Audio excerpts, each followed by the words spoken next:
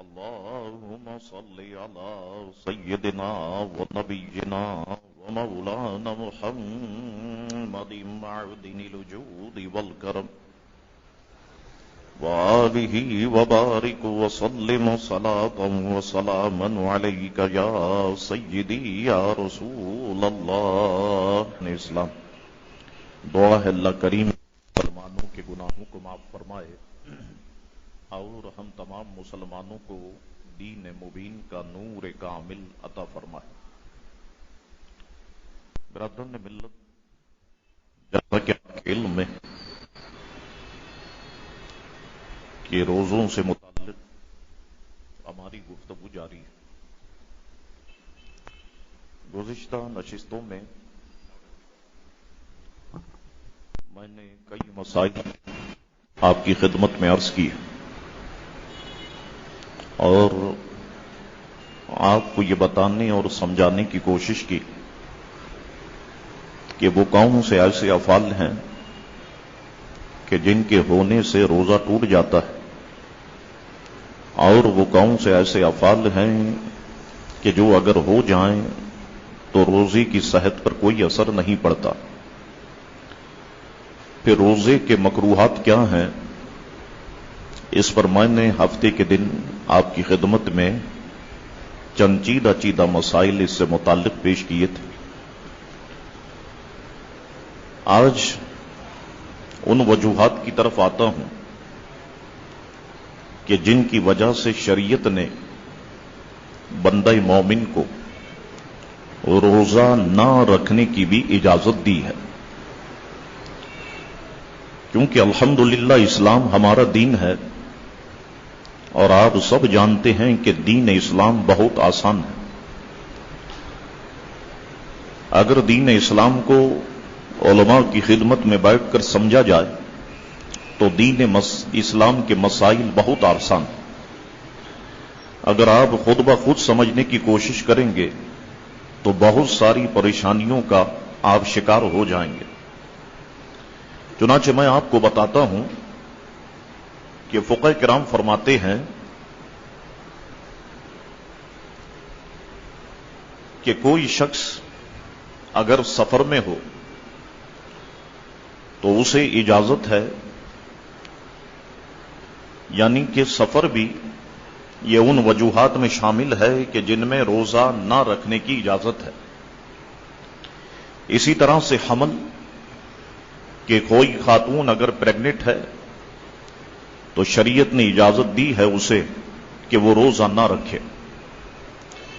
اسی طرح سے بچے کو دودھ پلانے والی، شریعت نے ایسی خاتون کو بھی، ایسی خواتین کو بھی اجازت دی ہے کہ وہ روزہ نہ رکھیں. اسی طریقے سے مرض ہے، بیماری ہے، میں ایک کی تفصیل آگے بیان کروں گا کہ شریعت نے ایسے لوگوں کو بھی، مریضوں کو بھی اجازت دی ہے کہ وہ روزہ نہ رکھیں. اسی طرح سے بڑھاپا ہے، ہلاکت کا خوف ہے، نقصان عقل ہے، جہاد ہے اور اکراہ ہے. یہ ایسے لوگ ہیں کہ جن کو شریعت نے اجازت دی ہے کہ وہ روزہ نہ رکھے. اب میں اس کی ڈیٹیل کی طرف آتا ہوں. فقہ کرام فرماتے ہیں کہ یہ سب روزہ نہ رکھنے کے عذر ہیں. اگر کوئی مسلمان ان وجوہات کی بنا پر روزہ نہیں رکھے گا تو گناہگار نہیں ہوگا، یعنی ہم لوگ اسے گناہگار نہیں کہیں گے کیونکہ شریعت نے اس کو اجازت دی ہے. ان میں سے پہلی چیز میں نے آپ کو بتائی سفر. اب یہاں سفر سے مراد شرعی سفر ہے. اب شرعی سفر کس کو کہتے ہیں؟ فرماتے ہیں کہ بندہ مومن اتنی دور جانے کے ارادے سے نکلے کہ یہاں سے وہاں تک 3 دن کی مسافت ہو، یعنی اتنا ڈسٹینس ہو، اتنا فاصلہ ہو کہ بندہ مومن اپنے گھر سے نکلتا ہے سفر کے لیے اور وہ 3 دن کی مسافت اس کے لیے ہو. فرماتے شریعت میں 57.5 میل اس مسافت کی کم از کم حد مقرر کی گئی ہے. 57.5 میل کم از کم جو ہے اس مسافت کی حد شریعت نے مقرر کی ہے. فرماتے ہیں اگر مسافر کو یہ غالب گمان ہے کہ اگر میں روزہ رکھوں گا تو مجھے کوئی ضرر نہیں ہوگا، جیسے آج کل تو سفر بہت آسان ہو گئے، کہ آپ کو دبئی جانا ہے، بہت آسان سفر ہے، مکہ مدینہ شریف جانا چاہتے ہیں، بہت آسان سفر ہو گیا ایروپلین کی وجہ سے، جہاز کی وجہ سے۔ فرماتے اگر مسافر کو یہ غالب گمان ہے کہ اگر میں روزہ رکھوں گا تو مجھے کوئی ضرر نہیں ہوگا، تو اس کے لیے روزہ رکھنا بہتر ہے کہ وہ روزہ رکھے، ورنہ روزہ نہ رکھنا بہتر ہے۔ مثلا فیملی اس کے ساتھ ہے، اب وہ جانتا ہے کہ بھاگ دوڑ کرنی پڑے گی، کبھی اس بچے کو سنبھالنا ہوگا، کبھی اس بچے کو سنبھالنا ہوگا، اور اس سے میری صحت پر اثر پڑے گا، تو شریعت نے اسے اجازت دی ہے وہ روزہ رکھے یا نہ رکھے۔ اگر رکھ لیتا ہے تو بہتر ہے، اگر نہیں رکھتا تو اس پر کوئی گناہ نہیں ہوگا۔ لیکن مسافر جب سفر سے واپس آ جائے گا تو وہ اس روزوں کی قضا کرے گا، جتنے چھوٹے ہیں اتنے روزوں کی وہ قضا کرے گا۔ فرماتے ہیں دوسری بات میں نے آپ کو بتائی تھی حمل۔ فرماتے ہیں اگر کوئی عورت حاملہ ہے اور اسے یہ غالب گمان یا درست اندیشہ یا یقین ہے، غالب گمان، درست اندیشہ یا یقین ہے کہ وہ اگر روزہ رکھے گی تو اس سے اس کی جان کو یا اس کے بچے کی جان کو خطرہ لاحق ہو جائے گا، تو اسے روزہ نہ رکھنے کی اجازت ہے۔ اور ظاہر سی بات ہے کہ جو خواتین پریگننٹ ہوتی ہیں، بھوک بڑی شدت سے محسوس ہوتی ہے، اور جب یہ کھائے گی تو بچے پہ جا کر کے بھی اس کا اثر ہوگا۔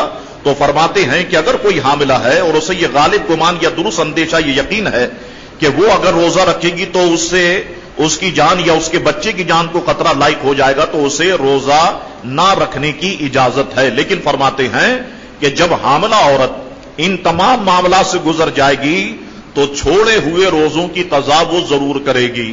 بعض مرتبہ ہمارے یہاں کی عورتیں جو ہے وہ سمجھتی ہیں کہ روزے معاف ہو گئے، تو روزے معاف نہیں ہوئے، بلکہ وہ چھوڑے ہوئے روزے کے جتنے اس نے چھوڑے ہیں ان کی قضا اس پر لازم ہوگی۔ اسی طرح تیسری بات میں نے آپ کو بتائی تھی کہ بچے کو دودھ پلانے والی، اب بچے کو دودھ پلانے والی اس کی ماں بھی ہو سکتی ہے، بچے کو دودھ پلانے والی کوئی اور عورت بھی ہو سکتی ہے، اور بچے کو دودھ پلانے والی خادمہ بھی ہو سکتی ہے۔ کہ عرب میں بھی یہ دستور رہا کہ وہ اپنے بچوں کو، گاؤں سے عورتیں آتی تھیں اور بچے لے جاتی تھیں، اور ان کو وہ باقاعدہ اس کی پیمنٹ کیا کرتے تھے، تو وہ مزدوری پر، اجرت پر جو ہے وہ بچوں کو دودھ پلایا کرتی تھی۔ تو فرماتے ہیں کہ بچے کو دودھ پلانے والی چاہے بچے کی ماں ہو یا دائی ہو، اگرچہ دائی نے ماہ رمضان المبارکہ میں کسی کے ہاں بچے کو دودھ پلانے کی نوکری ہی کیوں نہ کی ہو، اگر اسے بھی اپنی جان کے نقصان یا بچے کی جان کے نقصان کا صحیح اندیشہ ہو تو اسے بھی اجازت ہے کہ وہ اس حالت میں روزہ نہ رکھے۔ ذہن میں رکھیے، کیونکہ جب تک عورت خود نہیں کھائے گی تو اس کے پستان میں دودھ آئے گا کیسے؟ تو ظاہر سی بات ہے جب کھائے گی تو اس کا پستان جو ہے وہ دودھ بنائے گا، تو شریعت نے اسے اجازت دی ہے۔ لیکن جب وہ یہ سارے معاملات سے فارغ ہو جائے گی تو چھوڑے ہوئے روزوں کی اس پر قضا لازم ہوگی۔ اسی طریقے سے ایک بات میں نے آپ کو بتائی، مرض ہے، بیماری ہے۔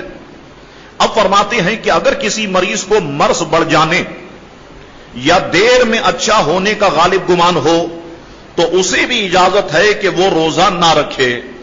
مرض سے مراد معمولی مرض نہیں لے لیجئے گا، بعض ایسے مرض ہوتے ہیں جیسے کسی کا آپریشن ہو گیا اور بندہ شوگر کا مریض ہے، وہ تو ظاہر سی بات ہے کہ اس کے زخم کو بھرنے میں کافی وقت لگتا ہے اور اس میں تکلیف جو ہے وہ درکار ہوتی ہے، اسے میڈیسن بھی بار بار چاہیے ہوتی ہے تاکہ اس کا زخم جو ہے وہ فوراً سوکھ جائے۔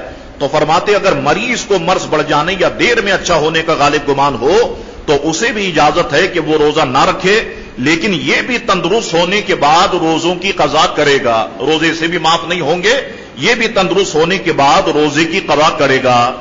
اسی طرح شروع میں ایک چیز میں نے آپ کو بتائی، بڑھاپا۔ اب اس سے متعلق فرماتے فقہ کرام کہ کوئی مسلمان اتنا بوڑھا ہو گیا کہ وہ اگر روزہ رکھے گا تو روز بروز کمزور سے کمزور ہوتا چلا جائے گا، اور نہ آئندہ اس میں طاقت آنے کی امید ہے کہ وہ بعد میں روزے رکھے گا، تو فرماتے ہیں اسے روزہ نہ رکھنے کی اجازت ہے۔ ضعیف لوگ ہیں اور وہ کمزور ہیں، روزے نہیں رکھ سکتے، روزے رکھیں گے تو اور کمزور ہو جائیں گے، تو شریعت نے اجازت دی ہے کہ وہ روزے نہ رکھے۔ لیکن فرماتے ہیں کہ ایسے شخص پر فدیہ دینا ضروری ہے۔ ایسا شخص جو روزے نہیں رکھ سکتا وہ فدیہ دے گا، یعنی وہ دونوں وقت ایک مسکین کو پیٹ بھر کھانا کھلانا اس پر واجب ہوگا۔ یا ہر روزے کے بدلے میں صدقہ فطر کی مقدار وہ مسکین کو دے گا. صدقہ فطر کی جو مقدار علماء کرام طے کرتے ہیں وہ میڈیا پر بھی آتی ہے اور اشتہارات کے ذریعے بھی ہمارے سامنے آتی ہے, اخبارات کے ذریعے سے بھی ہمارے سامنے آتی ہے. تو فرماتے ہیں کہ ہر روزے کے بدلے میں صدقہ فطر کی مقدار وہ مسکین کو دے گا, یہ اس پر ضروری ہے. اسی طرح سے اب اس کے ضمن میں ایک اہم مسئلہ ہے, یہ ذہن میں رکھ لے, بعض لوگ پوچھتے ہیں, فرماتے یہ بھی اسے اختیار ہے کہ شروع ماہ رمضان المبارکہ ہی میں وہ پورے ماہ رمضان المبارکہ کا ایک دم فدیہ دے دے, پورے کے پورے مہینے کا ایک دم فدیہ دے دے, یہ بھی اسے اجازت ہے, یا رمضان گزر جائے اور آخر میں وہ فدیہ دے دے. فرماتے یہ بھی جو ہے اس کے لیے اجازت ہے.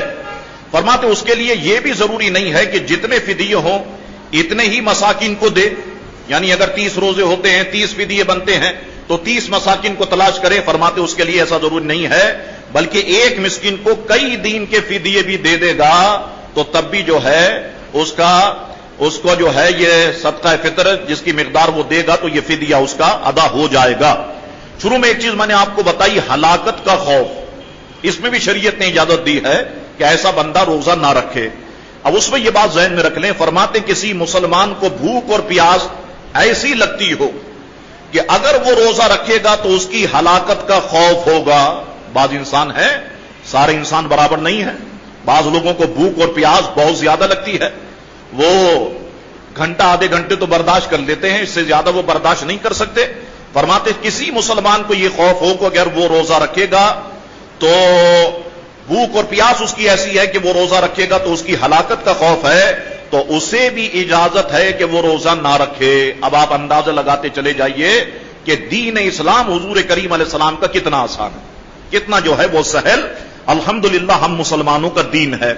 اسی طرح ایک بات شروع میں نے آپ کو بتائی کہ نقصان عقل, کہ عقل کو اگر نقصان پہنچنے کا اندیشہ ہو تو اسے بھی شریعت نے اجازت دی ہے کہ وہ روزہ نہ رکھے. اسی کو بیان کرتے ہیں کہ مسلمان کو اگر یہ خوف ہے کہ وہ اگر روزہ رکھے گا تو اس کی عقل کو نقصان ہوگا تو اسے بھی روزہ نہ رکھنے کی اجازت ہے. یاد رکھو کہ کوئی اگر بہانے بنا لے, یہ جو ساری چیزیں میں نے بیان کی ہیں کہ مجھے تو بھوک بہت لگتی ہے صاحب, میری تو عقل کو نقصان ہونے کا اندیشہ ہے اس لیے میں روزے نہیں رکھ سکتا, مجھے اور آپ کو تو دھوکہ دے دے گا, مگر یاد رکھو کہ اللہ تبارک و تعالی کی ذات کو کوئی دھوکہ نہیں دے سکتا. اس نے مرنے کے بعد اپنے تمام افعال کا جو ہے وہ جواب دہ ہے اور اس کو جواب دینا پڑے گا. شروع میں ایک اور چیز میں نے آپ کو بتائی تھی, جہاد. فرماتے اگر کسی مجاہد کو, غازی کو یقیناً یا غالب گمان سے یہ معلوم ہو جائے کہ ماہ رمضان میں اس کو کسی دشمن سے لڑنا پڑے گا اور وہ روزہ رکھنے کی صورت میں اسے کمزوری آ جائے گی اور لڑنے میں کمی آنے کا خوف ہے, تو شریعت نے اسے اجازت دی ہے کہ وہ روزہ نہ رکھے.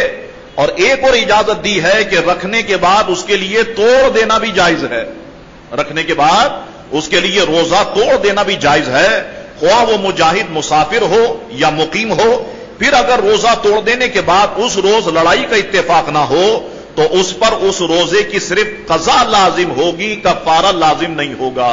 یہاں پر بھی دیکھیے اسلام کا حسن کہ ٹھیک ہے جہاد آن پڑتا ہے, اس نے روزہ رکھ لیا ہے, اب کمزوری ہوگی, کھائے گا پیے گا تو دشمن سے لڑ سکتا ہے, اسلام کے پرچم کو بلند کرنے کے لیے تو روزہ توڑ دے, شریعت نے اس کو اجازت دی ہے. ایک چیز میں نے اوپر بیان کی شروع میں, اکراہ. اب اس سے کیا مراد ہے ذرا اس کو سمجھ لیں. کئی جگہ پر فقہ کی کتابوں میں آتا ہے اکراہ شرعی, اکراہ شرعی, تو بعض لوگوں کی یہ بات سمجھ نہیں آتی. فرماتے ہیں کہ کسی مسلمان کو کوئی شخص دھمکی دے کہ اگر تم نے روزے رکھے تو ہم تمہیں مار دیں گے یا تمہارے جسم کے کسی حصے کو کاٹ دیں گے.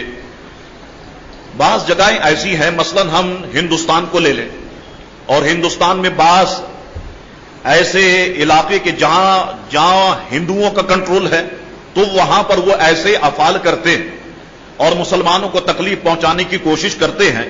فرماتے ہیں کہ کوئی شخص دھمکی دے کہ اگر تم نے روزے رکھے تو تمہیں ہم مار دیں گے یا تمہارے جسم کے کسی حصے کو کاٹ دیں گے. ہندو کیا کرتے تھے, ٹانگ کاٹ دیتے تھے, ہاتھ کاٹ دیتے تھے, مسلمانوں پہ ظلم ہوتا تھا, کاٹ دیں گے. اور اس بندہ مومن کو یہ یقین ہے کہ اگر میں نے ان کی بات نہ مانی تو یہ شخص واقعی مجھے نقصان پہنچا دے گا, تو فرماتے ہیں کہ اسے بھی روزہ نہ رکھنے کی اجازت ہے. شریعت اجازت دیتی ہے کہ وہ روزہ نہ رکھے لیکن جب اس کی جان بچ جائے تو پھر وہ روزوں کی جو ہے وہ قضا کرے گا۔